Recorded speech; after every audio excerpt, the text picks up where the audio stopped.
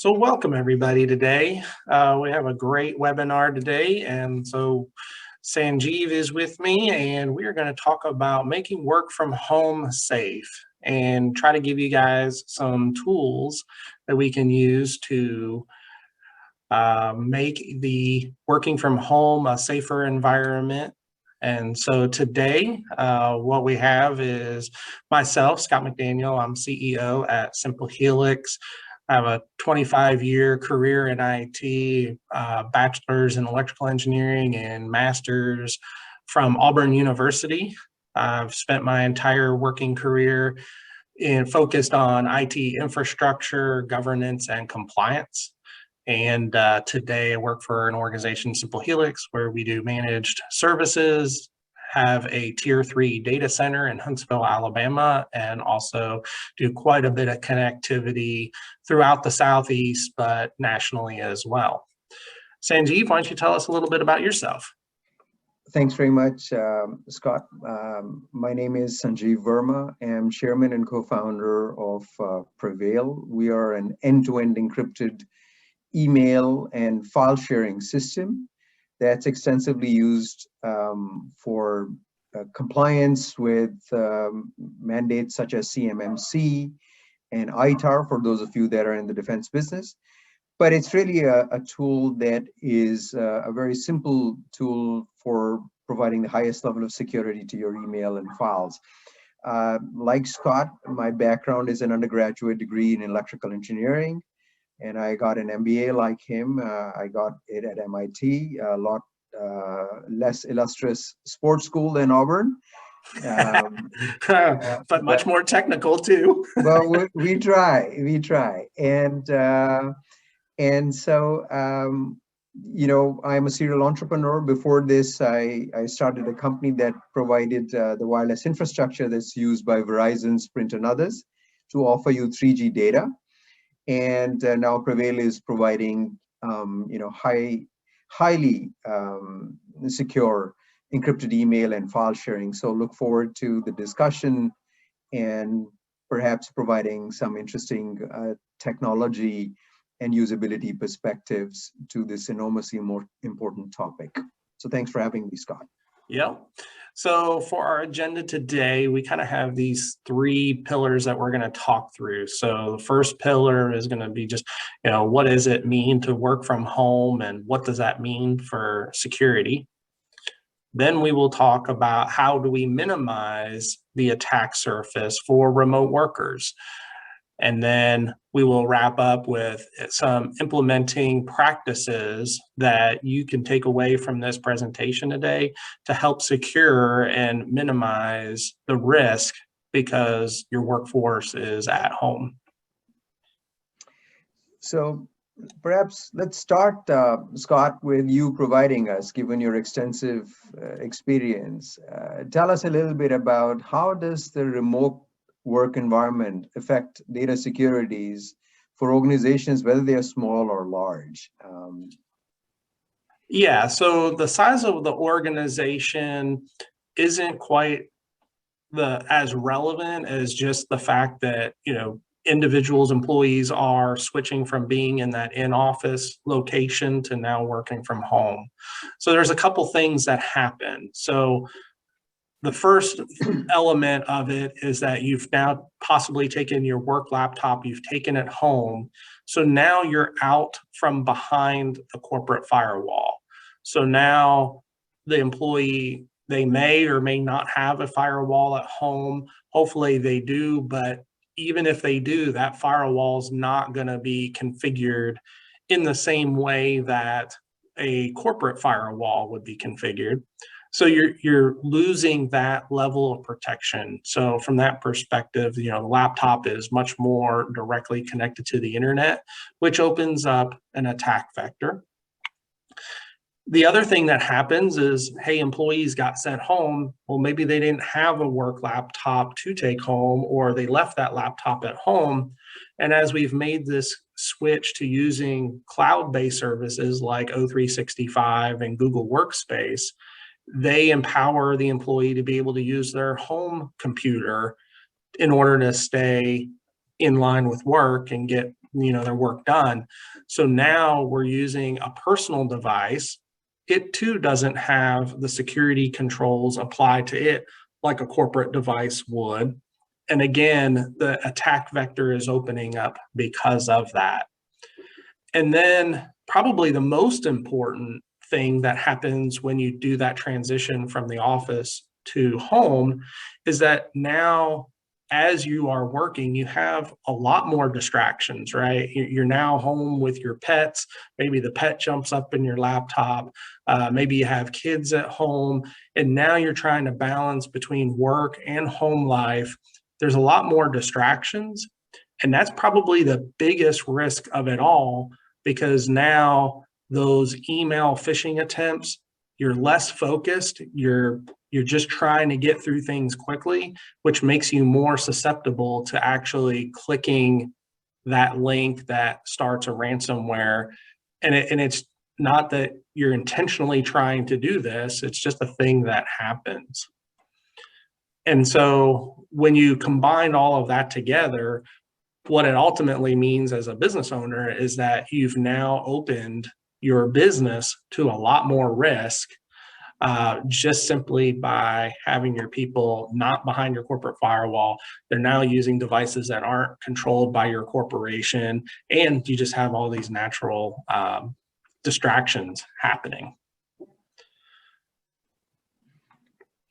So, Scott, in your experience, how can businesses improve their security posture? And what are some of the things that you would suggest would be the basic steps that folks ought to be taking to deal with this reality that employees are going to be working from home, perhaps on a corporate, device, perhaps on a home device, and in many cases, and we'll come to this perhaps later, dealing with compliance. But let's start first of all, just with your fundamental observations, as it pertains to businesses improving their security while their employees are working from home or elsewhere. Yeah, so there's a couple different things happening with that. So obviously, we've already kind of touched on the fact that the attack vector opens when you work from home, and realize that if business owners don't latch on to some methodology or embrace the idea that this attack vector has gotten bigger, it in itself will just continue to grow and grow. You already mentioned compliance. So, as you and I interact with, DoD and government contractors, the DoD is trying to do something about this by forcing contractors into a compliance model, such as the NIST 800-171 and the CMMC. So you as a business owner, you may have this sort of mandate coming down, but still at the end of the day, you as a business owner should say, no, I want to protect my intellectual property, right? My organization exists because we've come up with a unique solution. I don't want that solution getting leaked out so that my competitors can copy it, or our adversaries use it against the United States, things like that. So you have an ownership when you started a business to want to protect this. And so there are a couple things that we can do to minimize this surface attack when our workers are remote.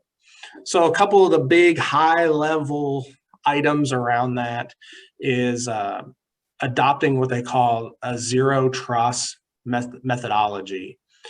And so if we think about what we were traditionally doing in IT around this kind of I don't trust anybody kind of thing, was that we used to have VPN tunnels. So the idea was that the majority of our workforce was in a corporate office behind a corporate firewall. When we had introduced remote work, what we said was, well, you take that laptop home, but you're going to build this VPN tunnel. And what that VPN tunnel did was basically virtually bring you back behind the corporate firewall. Well, as we continue to become a more dispersed workforce, the concept of the corporate firewall is going away. So the value of having a VPN connection necessarily coming back to a corporate firewall and still trying behind that corporate layer, that in itself is going away, and it's transitioning to what we call zero trust. Another part that we need to focus on is just our employees and the human element, because a lot of the attack vector is a social engineering experiment, so to speak. And so in order to protect against the human element, we need to introduce more training to our employees. And by getting through with the training and then kind of having this I don't trust anybody type framework in place, what that does is it helps protect you against ransomware. And so the idea that you get this malicious email sent to you, as long as you can keep the employee from following through with all of the things that occur with that email and clicking that malicious link, along with embracing this idea that, hey, if I didn't ask for this and they're asking me to do something, I probably need to validate or verify that I should really be doing that thing. Together, that helps reduce the risk when the workforce is remote. Interesting. So let's talk a little bit more about zero trust. Tell me again what elaborate a little bit more about the notion of zero trust and how do you see it?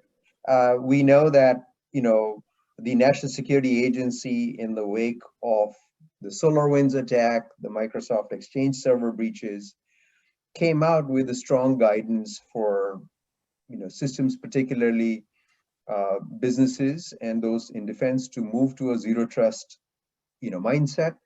And then President Biden on May 12th issued an executive order, not just to the Department of Defense, but to all agencies and contractors that work for the federal government, to move to zero trust.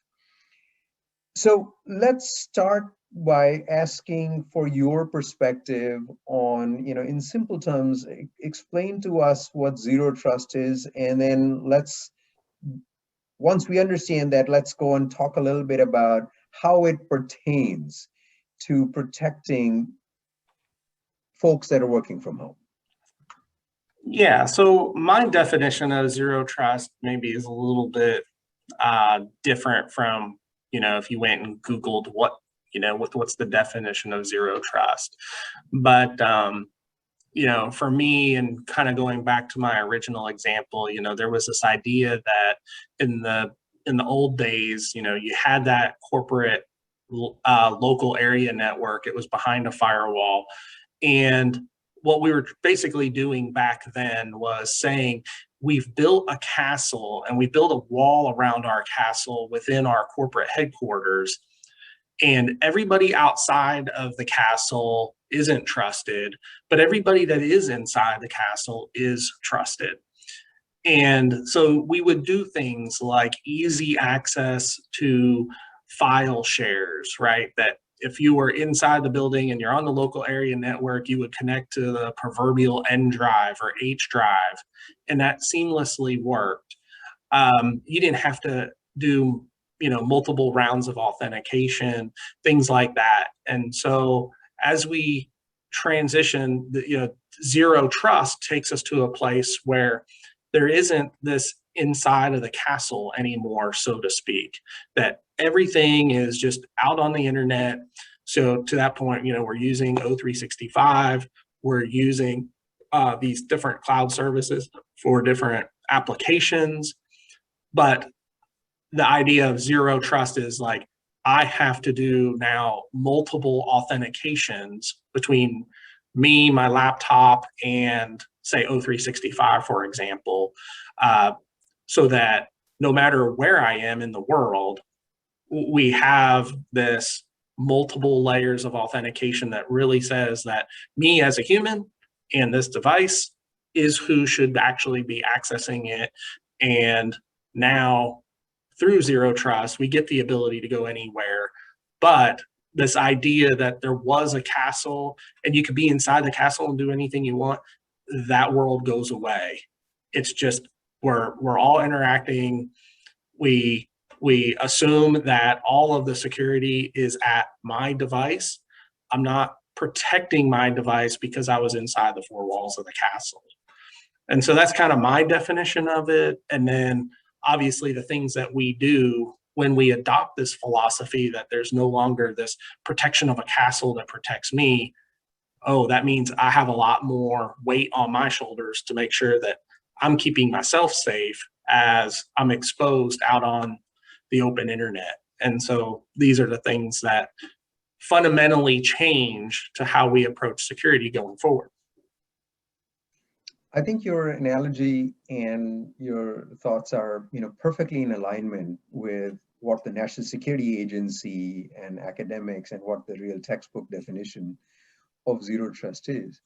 And for the audience, we want to point out that the entire, IT infrastructure and the security paradigm in the past has been about, as Scott mentioned, building walls to keep the attacker, the adversary, the bad guy, whatever you want to call that, outside the wall and assume that the wall will keep them out.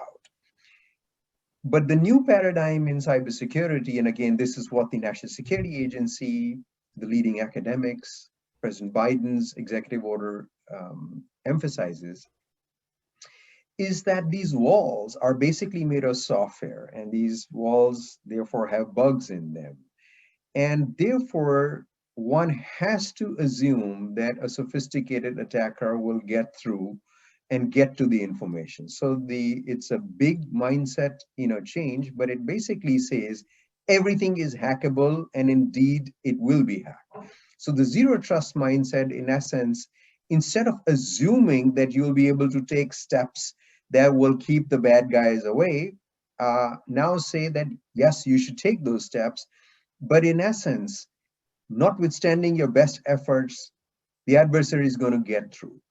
So the move with zero trust is towards systems that protect the information and keep your organization safe, even when the attacker gets through, and they will get through. And especially, as Scott mentioned, when the walls that you are relying on are sort of crumbling a little bit when you're working from home, the probability that the attack is going to occur is magnified. I want to emphasize over here that the zero trust mindset applies equally to when you were working from work. Because yes, maybe your odds of getting attacked were a little bit lesser at work because you had taller walls, but at the end of the day, they were walls as well. And the attacker was going to get through to you at work as well. But what the work from home situation does is now basically sort of lowers the wall. And so the odds of you getting attacked are high. So for most people, it's going to be a head scratcher that says, well, what you're saying to me, Sanjeev, is that no matter what I do, it's inevitable that I'm going to be breached. Isn't that basically a no-win situation? And the answer is no. And so we'll go into it a little bit later. But the mindset that you've got to go into it is that an attack is certain to succeed. So before we get into how we deal with this in computer security, let me start first by giving you an analogy for us in the human existence arena. So when we think of ourselves, as human beings, we've got a system, we've got a body, it's got skin and so forth. And think of the skin as the perimeter defense. We've got mechanisms to protect basically pathogens and things that can hurt us from breaking through to the inside of the body. So the old IT systems think of them as being designed with a perimeter defense like our body is with skin, and those are essential. But no human being would be alive unless we had an immune system which assumed that notwithstanding the best job that the skin and other external defenses will do, including good hygiene, etc., the pathogens are going to get through. And yet we live and survive because we have an immune system that in essence goes to work on the assumption of an attack. So modern IT systems for electronic communication, file storage, and sharing now operate on those very same principles that the attacker is going to get through to you. What that means is that they'll get through to your servers. They will get, and these are the servers where your emails and files are stored. And you saw that happen with Exchange servers. You saw 250,000 of them breached with 30,000 organizations down. It assumes that passwords will be compromised, and that's an easy one to understand. And it also assumes that IT admins, including those perhaps at Scott's illustrious company or ours, will also be compromised. And yet the systems are designed to protect information even when that happens. And when you extend that to your work from home situation, it means that you as a user could be compromised. A phishing attack could succeed on you. So how do we protect that? Let's talk more about that. Any color that you'd like to add to the comments that I made, Scott? Yeah, absolutely. So, getting into that, all right, well, what is it that I need to do? So for us, what we see a lot at Simple Helix is a lot of training and educating people that you need to spend more attention on protecting, desktops, laptops, mobile devices in themselves, right? That you need to make sure that, that laptop, if it gets stolen, that the hard drive has disk encryption on there so that if somebody picks it up, they can't just immediately get the data. It's making sure that, you have good antivirus software working, which you would think is pretty fundamental in 2021, but you would be surprised how many PCs we come across that don't have working. The software's installed, but it's not getting the automatic updates or configured in the right way. There's also educating and training has just become, cybersecurity training has just become so important. There's a lot of great online programs now, great, full like movie production type training videos to educate your employees that are really, really beneficial. They're short, they're easy. We use we require all Simple Helix employees to get cybersecurity training on a monthly basis. And, it's lightweight, just 5-10 minutes worth of time per month, but it really does help you think about and educate you about, when I see that email that looks a little off, maybe I should think twice before I click the link. It's such a big portion of protecting yourself along with the organization. And then, as mentioned, phishing email, it is by far, the biggest attack vector right now. And so if there's a way to layer in some secure emailing and some secure file sharing, that's, just easy to bolt in, then that becomes a great avenue. And so I'll kind of turn it back over to Sanjeev because maybe you can talk about that a little bit more in itself. Well, thanks, Scott. I'd be happy to. So I think now I'm in my element because this is what I care and love about the modern paradigms of security. I think you mentioned 2 points which we take as an important given, that organizations should do the best job that they can to train their employees. But again, assume that notwithstanding the best training, they are still fallible. The second thing I think that you mentioned is very, very important, which is the organizations that are sending employees home must ensure that there is a strong endpoint-based antivirus program that is running on those machines, because those are the basic steps that you can take. But then let's talk about, a modern zero trust system by which you have your files protected and your emails protected. And then we're going to talk about the fact that even this system will fail. So first, let's talk about, you got an employee working from home. They assume that they are on the corporate computer or maybe on their home computer, doesn't matter. And what are they doing? They got files, they're exchanging information on those files, collaborating on that information, and they're sending electronic mail to communicate with colleagues, etc. So I mentioned earlier that you assume zero trust. So you assume that the system that they have will have a password, and that password can be breached. The files that are being stored on the cloud, etc., and that cloud server can be breached, and the admin that's manning it will also be breached. So how do you protect that? So first and foremost, systems that work on zero trust start with using encryption as a basic tool. And a particular form of encryption is called end-to-end encryption. So imagine that if you had your employee at home and every piece of data that they had was encrypted and stored on the cloud, and they had a version of it on their machine and they were working on it, and that the only entity that could decrypt it is the recipient of that information. For example, a person who receives the email or the person who's sharing that file. Suddenly, you have made the server immune to attack. How have you done that?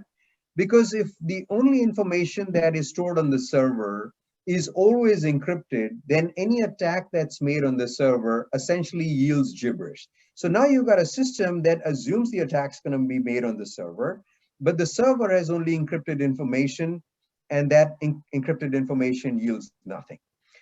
Second, you assume that the user's passwords will be compromised, and the modern encrypted systems actually don't rely on passwords at all. They replace them with encrypted keys, and those encrypted keys are stored on your devices. And so when that happens, number one, no guessing algorithm can work on the encrypted key, because the encryption key is like the number of atoms in the universe. That's what's authenticating you onto your account, unlike a password, which is 8 or 10 digits and so forth.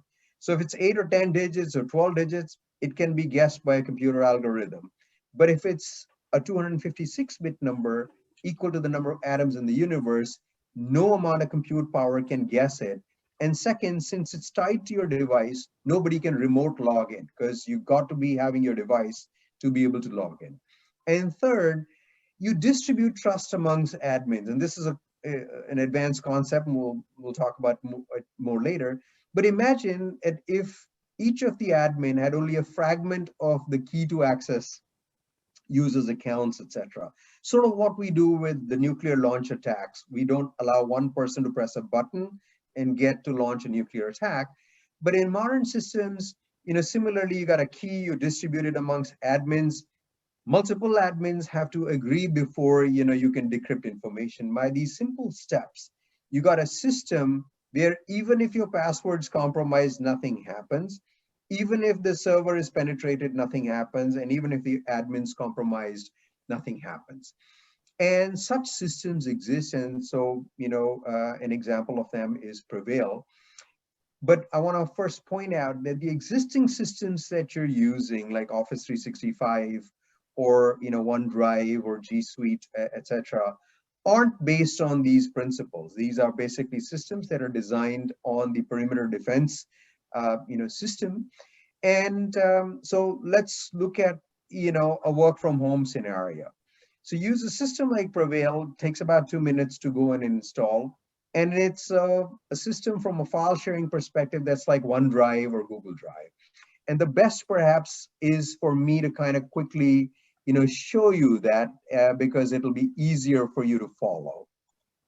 So when you've got a Prevail drive, it's just a drive on the person's home computer. And this is where all of your encrypted information or your corporate information is put on. Again, to get on, it takes about 2 minutes. And you build basically your files and folders. These are containing all your work information.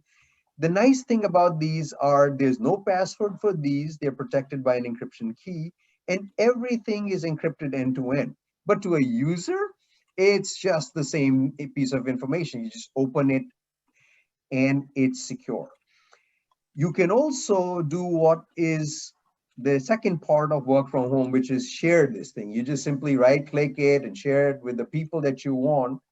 And when the engagement of work from home is over, the organization can unshare it. So all of the information is simply wiped off from the home computers and it is no longer available over there. So the corporation no longer carries risk that the employees have either on their home computer, any piece of information that exists over there. So again, to set up this, the two things that Scott mentioned, a good antivirus program, couple of minutes, a good, end-to-end encrypted zero trust system, probably 2 minutes, and your employees are off and running with what is state-of-the-art security, such that you assume, again, and I emphasize this thing, password breach, yes, server breach, yes, admin breach, yes, and yet you're protected. So I'm going to take some clarifying questions over here from Scott, you and the audience to make sure that we are communicating, with each other. And then we'll go into the final notion that even without this, what happens if despite these, a ransomware attack does occur? And then we'll talk about the fact that, these systems are actually immune to ransomware attacks, but let's go step by step on this. So I wanted to kind of just share these sort of basic, elements of file sharing. And email is exactly the same. I mean, you got in your email inbox. These are your regular emails and these are your encrypted emails, same email address.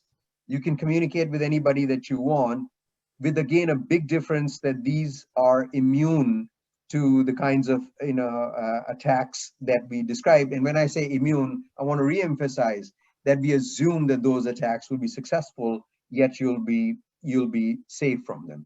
So I'm going to pause over here because I've given a lot of information, but I want to go a little bit deeper into these notions of zero trust. And then finally, the most important, which is what happens even if your employee gets hit by ransomware and their entire computers, corrupted.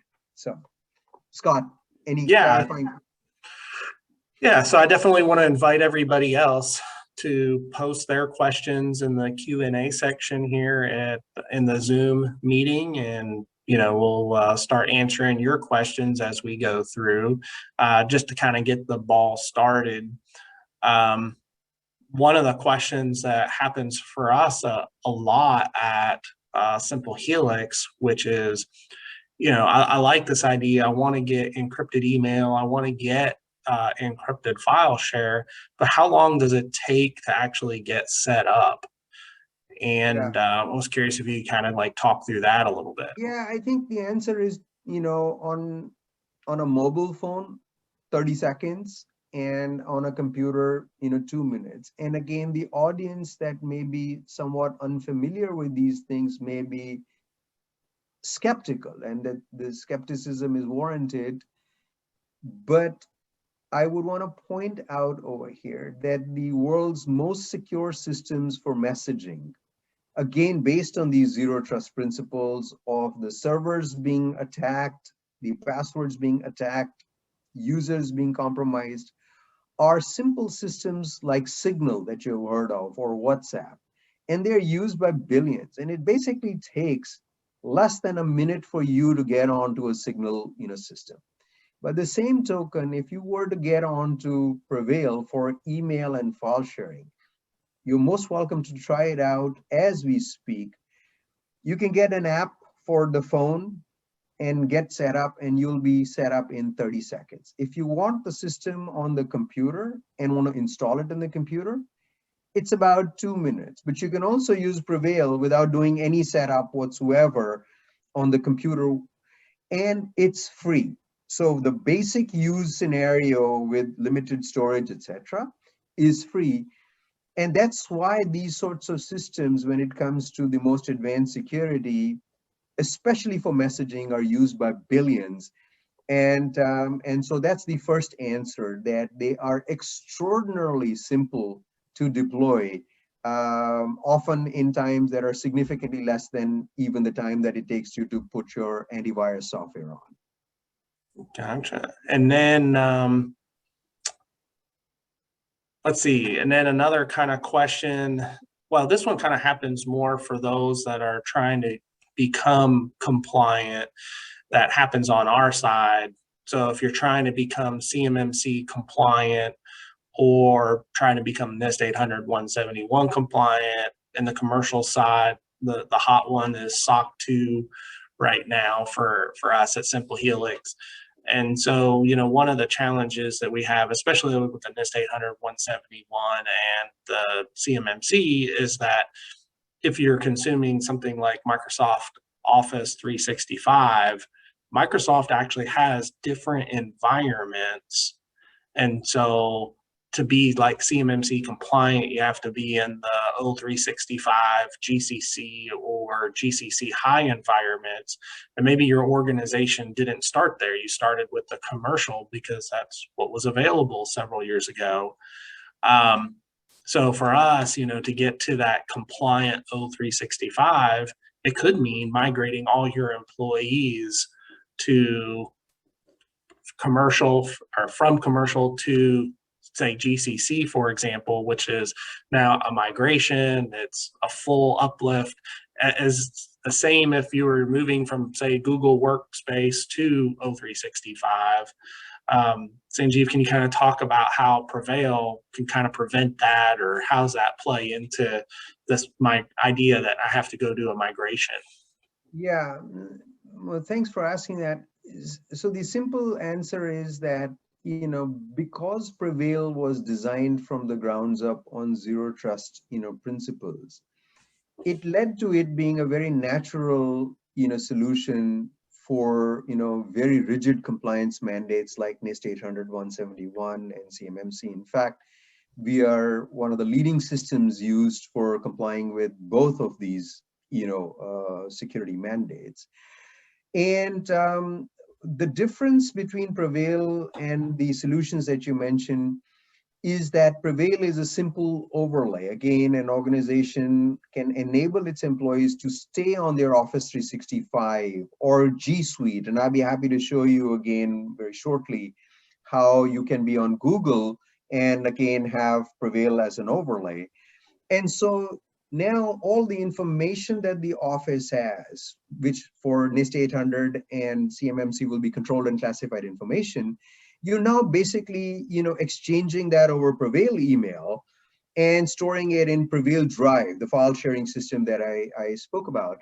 And now it becomes very easy for it to become compliant. In fact, again, no CMMC audits have been done yet, but CMMC is based on NIST 800-171, with 110 of the 130 CMMC controls being NIST 800-171. And, again, the Department of Defense's DIBCAC conducted a full audit on a Prevail customer, which was exactly doing what you mentioned, Scott. They had an Office 365 overlaid it with Prevail, and they came up with a basically near perfect score on a NIST 800-171 audit. So an additional benefit is that while these systems, again, seem very simple to adopt, their rigorous security architecture, which is again radically different from the legacy systems, enables them to be, exceptionally strong solutions for CMMC compliance. And it also is an inexpensive solution for CMMC compliance. Again, I want to be clear that the free version of Prevail can be used to, again, protect your emails and files, sort of like you do with free versions of Dropbox. But the compliance, versions of these will require admin, access and controls, etc. And those, are paid versions. But again, very, very simple, minutes to go and deploy. Typically, organizations can deploy it in an hour or so for small to medium-sized organizations. So that's, I think, the first, aspect on compliance. But I also want to go and speak more about ransomware. So I'll send it over to you, Scott, to go and share a bit about concerns about ransomware attacks, both inside the organization and out. And then I'm going to, try to see, to share how, even if the ransomware attack occurs, your information is protected. So over to you to talk a little bit more about the ransomware attacks. Yeah, so, as an MSP, we are obviously much more connected with our local community. Obviously, we're connected very closely with our customers, and so we are seeing that trend where ransomware has become more of an issue for our customer base. And there's the threat angle, or the way that they approach and try to get their ransom software into place. Sometimes it's as simple as just that phishing email with the link, and it compromises and installs a piece of software on their laptop, which then encrypts their personal files, and maybe stops at that there was enough of a cloud resource use. But we also have seen other examples in our community where much larger organizations, the core servers, their core databases, their, the things that they trust every day to keep the daily operation of their organization gets encrypted. And we're asked to come in and try to help them recover from it after the damage is already done, to find out that, hey, backups were broken, and so they don't have good backups, and now you're going down this avenue of paying the ransom to get these files decrypted. And we as an MSP, we're always surprised by that, because there are these fundamental things that every business should be doing from an IT perspective that could have prevented having to pay a ransom, could have prevented even having to deal with the ransom attack to begin with. And we find that, just basic IT things just aren't getting executed on.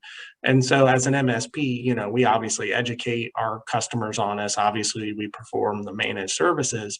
But when it comes specific to ransomware, there's a couple areas that are the kind of like trending issue around it. So one, it's that phishing email that I keep referring to, right? Or that malicious email, and the employee not having the training, and they think it's a legitimate email. I'll actually share a personal story where we at Simple Helix, we were doing testing. And so we test, and we kind of send these phishing emails as part of a training exercise. And like for me, I had not used the Firefox web browser in a very long period of time. I went home, I started a Linux system up and running. I used Firefox for the first time in probably, 2 or 3 years. And it just so happened that our phishing training email was related around Firefox, and it happened to come into my email right about, maybe 5 or 10 minutes after I had used Firefox for the first time in a long time. And so in that, even though I consider myself, well-versed in phishing and well-trained in this area, and, spent, professional time on it, it just so happens that by the coincidence of me performing an activity and an email that just so happened by pure chance to line up with activity that I was doing, I clicked the link and went, oh yeah, I know I did push Firefox, and yeah, I need to follow through with this because I'm trying to get, the bookmarks to sync up and all that stuff. So there's just that human element of it that comes up. And then from that, it leads into, okay, well, I made a mistake. I mean, I'm human. I did this thing. If this had been a real ransom attack and my files had gotten encrypted, well, now I got to switch into recovery mode. Yep. And that becomes the challenging part. And so from that perspective, it's okay. Well, how do you recover from somebody making an innocent mistake? Yeah, so I think that's really the final part that I'd like to, speak about, which is, again, I'm going to share my screen over here.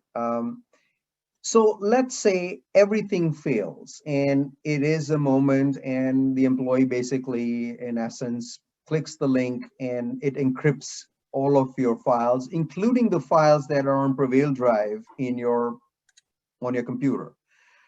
The nice thing is that it is a fully recoverable scenario. So again, if you had been using the Prevail system back to, you're protected from an attack on the server, you're protected against an attack on passwords because there's none that can be put on. You can't attack the admin. But let's say all of your files were encrypted by, a ransomware attack. It is fully recoverable because when you put your files in Prevail Drive, again, we use encryption to begin with. We are in some sense doing a ransomware, but the keys are always with you. Every version, every time you got a file in Prevail and you make changes to it, it is versioned. So a new version of it is created. So for example, I'm going to just kind of show you, here's a folder that I have, and I open a file over there in this particular folder, and those files have versions associated with them. And so when the ransomware attack essentially occurs, you essentially have a file over here. What it's doing is it's just creating the latest version of it. So you got a version history of when the file was created. If a ransomware attack happens, and say it happens at 10 a.m. today, you'll just see a new version of the file. And with a single click, basically you contact us and we'll revert you back to all of your files before the ransomware. And same thing for the emails. It is unaffected by the ransomware. So that's one of the very important aspects, that if you take these two simple steps, that you've got a modern zero trust system that you're using, and you got a nice antivirus program, you accomplish something in those two simple steps. You, in essence, have control over all your corporate information, such that when the work from home situation ends or the employee leaves, you can unshare and all of the corporate information is deleted from the home computers. You have protection from ransomware attacks, and you've got the security that in the first instance, even when all the attacks succeed on passwords, servers, and admins, you're essentially protected. So it's one of those situations where I think that the basic 3 steps that you advocated: engage in fundamental training of the employees. Second, have strong antivirus, next generation antivirus, if possible, on your end user devices. And third, have zero trust, electronic, mail and file sharing systems, and especially ones that are so easy to use and can support with compliance. And there you have it. Those are the simple steps that any organization can take, and it takes about 5 minutes to do so. And you are in about the best shape possible to deal with, some of the most sophisticated attacks. Yeah, no, I agree 100%. It's definitely a low effort solution to mitigate a whole lot of risk. If you're the type of person that's looking for, obviously there's no one silver bullet, but I think these 3 silver bullets definitely really fundamentally change how your employees work remotely, how they work from home, literally however they or wherever they work. It's just a good practice to do these pretty simple things. And to your point, Sanjeev, they really don't take a lot of time to set up. It's it's a small insurance policy to get you a whole lot of protection. And from that perspective, it seems like a prudent thing to do. And we basically, I'm going to conclude my, comments over here to say that in this day and age, the odds of you being hit by a cyber attack is certainly north of, 60 to 70%. So at the very bare minimum, you ought to have the free versions of these systems available, because at that point, it's an investment of 2 to 4 minutes of your time, and the tools are available for free for you. So if I was messaging, I would absolutely, be criminal to be not using a Signal or a WhatsApp, especially because it's fully free. The calls are free, the video is free. And of course, again, certainly we come from it for file sharing and email for Prevail. We'd love for folks to be paying users, but at the end of the day, it would be almost, criminal not to use just the free versions and have the ultimate protection available, just like Signal and WhatsApp. So with that, I would love to take questions from the audience, because you and I have had this discussion. And thank you again for sharing your 3 sort of key takeaways.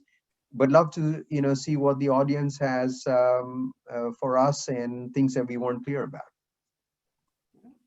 Yeah, so for the audience, if you would just type your questions into the Q&A section, and we'll be glad to answer them for you.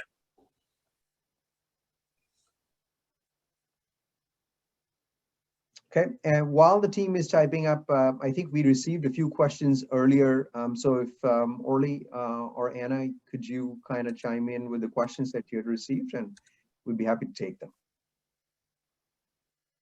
Sure. Can you hear me? Yep. We can, yeah. All right, great. So let me, this is a question for Sanjeev. This one question came in and let me ask it as follows. Is incident response monitoring part of the Prevail solution? It's a great question. And, the answer is yes. A lot of the biggest primes use us for incident response. And the reason for it is that, Prevail is a secure out-of-band encrypted communication system. So again, for you, the user, it looks like you're sending an email from Outlook with your existing email address, but the email is going end-to-end encrypted in an out-of-band way. Your files, similarly, to you, it just looks like a file folder on your computer, but as soon as you put a file in there or create a folder, it's instantly encrypted, stored on AWS or AWS GovCloud, and then made available to the recipients. So therefore, it works as an excellent incident response system, so that again, if an attack has taken place, you still have the ability to not communicate, because you'll have Prevail on your phones. You can instantly roll back and get new computers and put back your files and electronic mail on there. And so I kind of more broadly define this as not just incident response, but a business continuity. It's the availability of your business and the ability of your business to continue in the event of an attack. But if you didn't have these systems, just imagine your scenario. All of your computers are locked up, potentially servers are locked up, and you don't even have a way to communicate with your employees, because your standard means of communicating over O365 or other mechanisms, G Suite, etc., are taken away. It's all locked up and it's encrypted. So that's the answer to your question on incident response and business continuity. Yeah, here's a question for Scott. Scott, what are some of the personal actions that someone can take to become a quote unquote human firewall? Ooh, that's a great question. So it really does go back to training. So you obviously have to have some training. And if you think about, a physical firewall, obviously it had rules built into it as it came online. So, but to be that human firewall, it's that, it's like that spidey sense that you get when you're sitting at home and somebody rings the doorbell at an odd time and you kind of go, hey, this is an unusual hour for somebody to ring my doorbell, and do I really want to go answer that door right now or not? It's applying that same type of spidey sense to when you're interacting on the computer. And, I kind of started this that, and it's something that's happened, I've felt that as a human when I started working at home, that versus working in the office. When I'm in the office, I'm focused on my work, right? I don't have distractions of, pets or dogs or just, paying house bills and things like that. I'm kind of in this zone. And so when I'm getting those emails, I kind of become that human firewall that, hey, I know that these are the activities I'm doing. I wasn't expecting this weird email. And I'll consciously think, do I really want to click that or not? But when I have the extra distractions of when I'm working at home, I'm in such a hurry at times that using that spidey sense or the human firewall we kind of define here, it's not as good. Yeah. And so that's where you do need more training. You need to build your internal rules of how you interoperate with your email and files, and expect to get these transactions. And if I see a transaction that doesn't look right, hey, let me use some common sense here. Let me use what I've learned to make that a better, make sure I do the right thing. Another example that I can share was where the human firewall didn't work, is that we had a company come to us after it had happened, but they had this situation where a IT employee or somebody had figured out a relationship between, social engineered a relationship between an IT director and the lead accountant. And then they fabricated an email where it made it look like it came from the IT director. And the message basically said, hey, accountant, I've changed banks. Please go put my paycheck at this new routing number and account number. And the accountant did it. And because she was just on autopilot, and the name lined up, it turned out to be a valid routing number and account number. And so the accountant trusted that because she got this email and the names and everything lined up, she did it. And it turned out to be completely malicious. And it was all because, she didn't have that human firewall or that spidey sense to go, hey, maybe I should verify this activity by picking up the phone and calling the person. And so that's what needs to become better. And that's where, you can help out. And then from a security perspective, when all employees are operating in this way, it just reduces the risk to the entire organization. But yeah, it's that, hey, I need to have that spidey sense to know. And if you don't know that stuff, you got to be trained on that stuff. So I'm going to, add to that by saying that that's helpful, but at the end, it will fail. The spidey sense is useful, but it will fail no matter how good you are. I'll give you an example. The CIO of, our top, medical hospitals in Boston, which is where we're based, gave a drill, and 40% of the employees over there are Harvard-trained physicians. And it was an email that went out to them that said, this is a test email of a phishing email. Do not click this thing. And 10% of the employees actually clicked it, including the Harvard-trained, folks. And then they asked those people, like, what were you thinking? And they said, well, gee, I wanted to find out, like, what happens when I do that. So at the end of the day, these things will be fallible. And I'll make two concluding points over here. That at the end of the day, yes, training is important, but the use of, modern tools, especially the ones that are free, is very helpful. So you mentioned this example of the money being taken from the accountant because you can masquerade as someone in a traditional email system.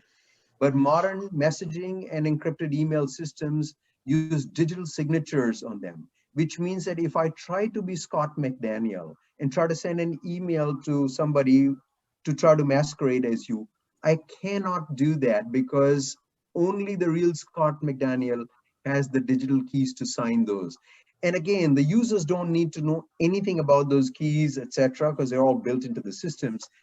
But I again go back to saying that if you want to be a human firewall, start with the basics of what you said, Scott, be aware, and then use at least the free tools that are available for messaging, file storage, and collaboration. And you're, 90% of the way of doing the very best that you can do right now. With that, at least I think we've reached the top of the hour. And if there are questions for us at Prevail, please don't hesitate to reach out at info@prevail.com. And Scott, to you, your contact. Yep. So yeah, so if you need some help with, implementing Prevail, or, just needing some of that basic endpoint protection, managed services, you can reach out to us at info@simplehelix.com. And again, thank you for joining this webinar. And we will be sending you, for those that are interested, a white paper that we authored on, secure work from home. So thanks again, and thank you so much, Scott, for having us and for participating in this webinar together. Yep. Always enjoy getting to spend time with you, Sanjeev. So thank you for having me today. And yeah, everybody have a great day. Thank you.